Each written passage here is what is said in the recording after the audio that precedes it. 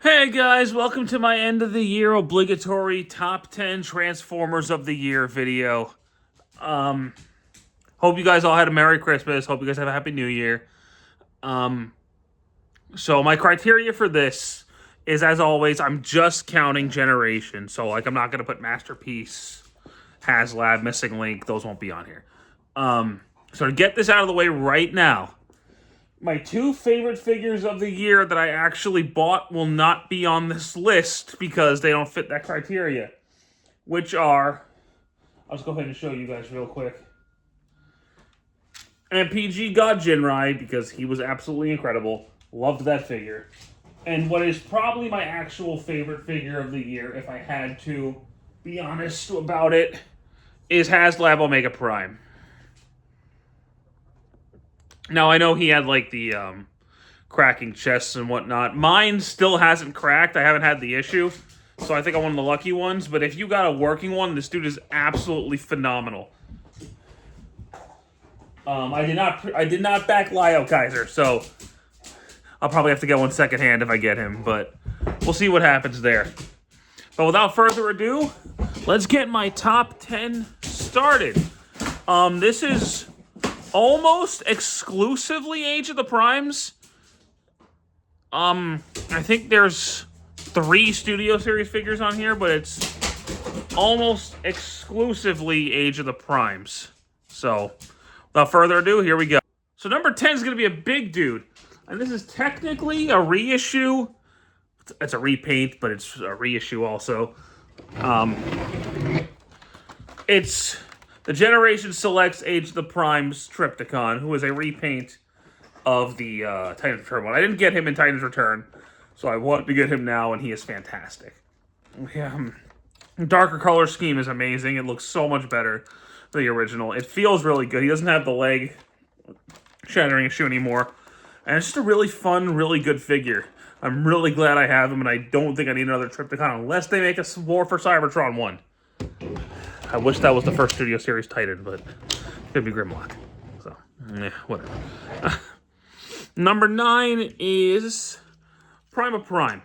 He was actually really good. I was shocked. I know he has a basic look and a basic color scheme and vehicle most basic, but he poses really well. I actually like how he looks, and transformation is a whole lot of fun. So, high marks all around from me. Really solid figure. Number 8 is my boy Skybite. Yeah, alright, he's getting some love now between the HasLab, Sideburn coming out last year. Scourge could use a redo. And I'm willing to bet that the new Bruticus will be repainted into Ruination. But Skybite's great. He feels awesome. His Shark Mode looks great. He poses well. He's basically just the first one, original one, improved, which is all I really wanted. Number 7 is kind of a cheat because it's a combiner, but individually I didn't think these guys were great, but combined I do think they are great. And that is Devastator. Combined mode just really makes these guys for me. I wasn't big on any of the Constructicons individually, really. But I do like Devastator quite a bit. This is just better than the Combiner Wars one in every way. And this is right now the definitive Devastator. Unless they do an MPG one in like 10 years. We'll see. Number 6 is also kind of a cheat. But it's the same sort of deal, and that is Superion. Individually, why he ranks higher than Devastator, I do think the individual figures are better than the Constructicons. And the combined mode looks a lot less chubby or chibi than Devastator. I just think Superion is just the better combiner all around. I know he's the frame combiner, and I get not everybody likes that. I don't mind it. It's just a different form of combining, and it makes for more posable figures. So, I like Superion. I think he's better than Menasor, if I'm honest. Number 5 is, I think, the only live-action movie figure I bought this year. No, because I got the reissue of Shockwave. But Age of Extinction Optimus. Great figure. Easily the best Age of Extinction Optimus figure. because I used to have the leader class mold that was kind of crappy.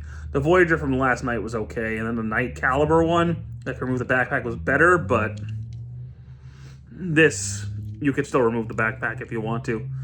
I've left it on just to not have a piece hanging out, but you can remove the backpack actually very easily. I think they counted for that. But he just looks great, and the backpack actually isn't too egregious on this one, especially if you fold it back like that. You won't even notice it's there. But yeah, definite all-around solid figure. Great transformation. He feels awesome. He looks good. Look at the camera. I know there's if you like the Nemesis version better that just came out, go ahead and pick that one up. I prefer Optimus to Nemesis. I'll always prefer Optimus to Nemesis, so I will not be reviewing Nemesis. Number 4 is Onyx Prime. I didn't know what to make of this guy, and honestly, all of his modes are really weird. But it's weird in a cool way because he's like a weird horse dragon thing, and I just think he's kind of neat.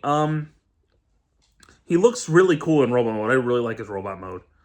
The staff weapon is badass, and he's, you know, he's a dragon, and dragons are cool.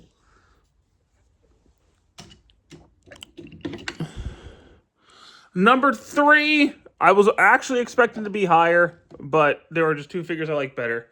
And that's Star Convoy or Star Optimus. This is a 3D printed sword I found on eBay. Because I just thought he needed for some reason I just thought he needed a sword. He is the first tester on the smaller Titan scale. And I think they did good for a first run. And all of people think he didn't have to be a Titan. He's too big to be a commander. Star Convoy is too big to be a commander, so smaller Titan. And I think it works for him. He's supposed to be Optimus Prime and his most powerful, so make him one of the 13 to make him like a god. But he works. I enjoy it quite a bit. It's not my favorite Optimus.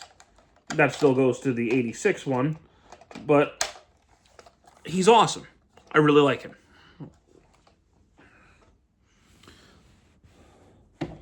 Now, you could probably narrow down 1 and 2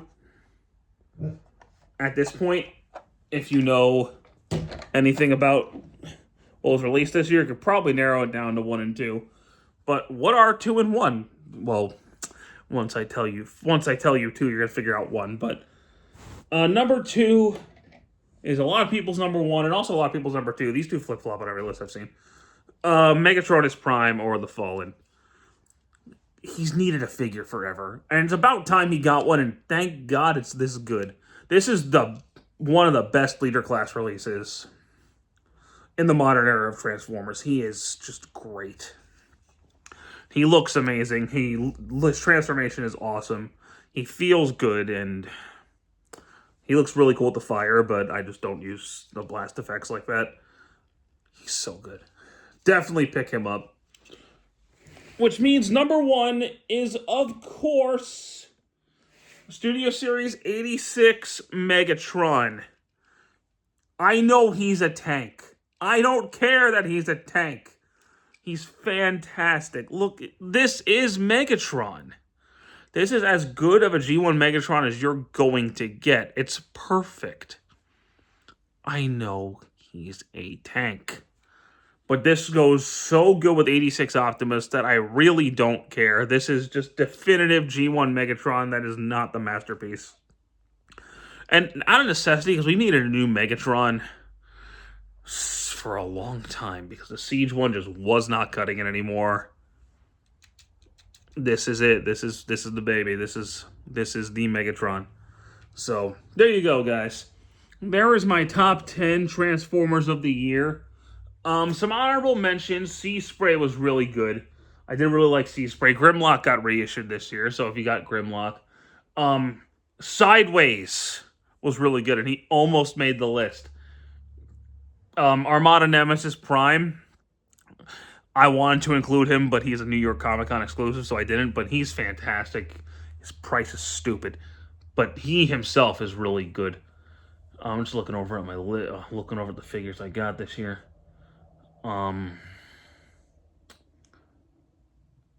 Micronus Prime's whatever. Alpha Trion's good. I did like Alpha Trion. Sentinel Prime from Transformers 1 was okay. What else did I get this year? Excellion was good. Did I? Red Alert, Armada Red Alert was good. I did like the little Dragon Prime. The Rathalos Prime. I thought that was neat. And I'm not gonna pull them out, but I'm not gonna make a whole separate video for this. But I had 5 figures this year I really did not care for.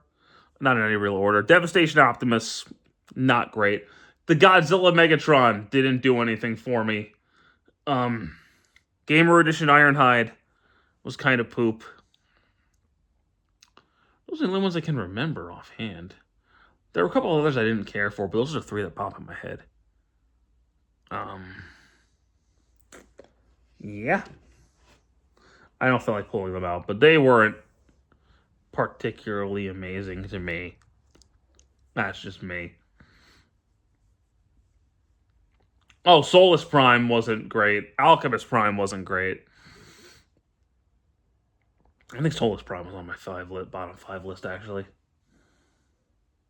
Because the more I played with her, I think I gave her a fairly positive review when she came out. But the more I handled her, the more I was like, some other figures I got this year. MPG Rat Trap, phenomenal figure. Nucleon Quest Super Convoy, amazing figure.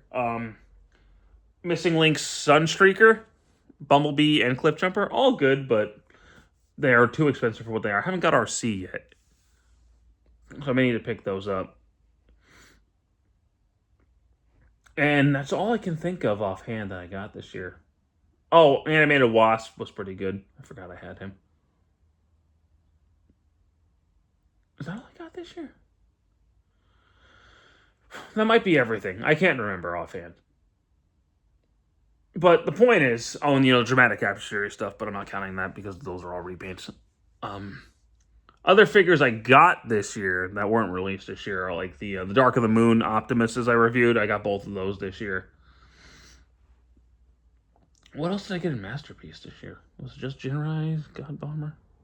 That's all that came out this year, right? Yeah, because I didn't get the train repaints. So there you go. I'm just dragging this video out at this point. Merry Christmas, guys. Happy New Year. Those are my favorite figures of the year. Thank you so much for watching. I do appreciate it. And I'll see you probably next year. Take care.